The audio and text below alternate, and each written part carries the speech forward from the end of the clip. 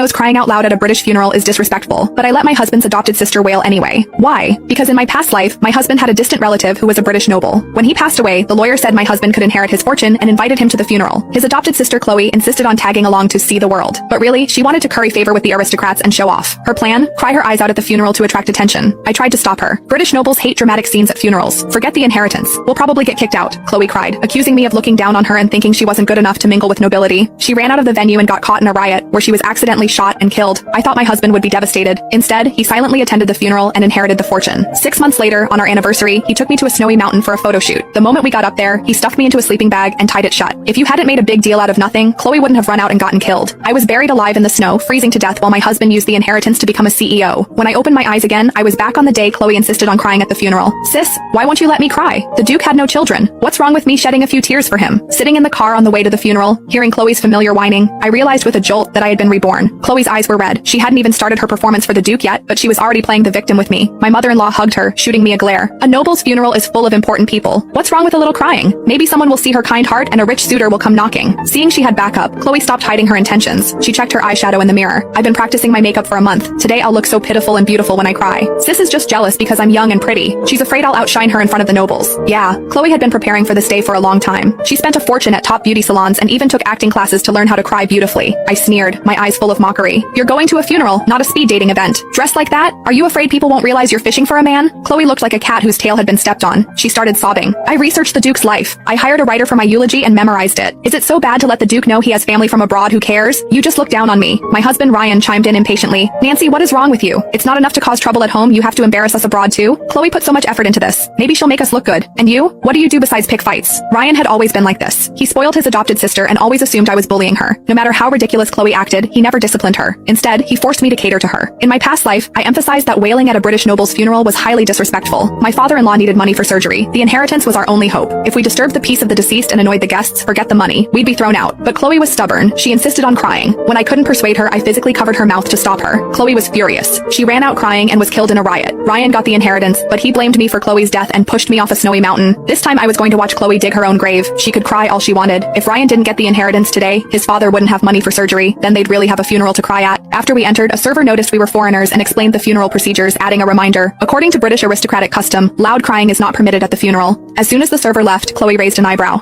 She's just jealous because I'm prettier than her. She's afraid her master will like me. My mother-in-law nodded eagerly. Those women serving nobles, they're all scheming. I couldn't help but laugh. Chloe was way too confident. Did she really think she was beautiful enough to make every woman in the world jealous? Seeing me laugh, she seemed to realize something. You were chatting so happily with that server. Did you bribe her? Just to stop me from crying? You really went to a lot of trouble.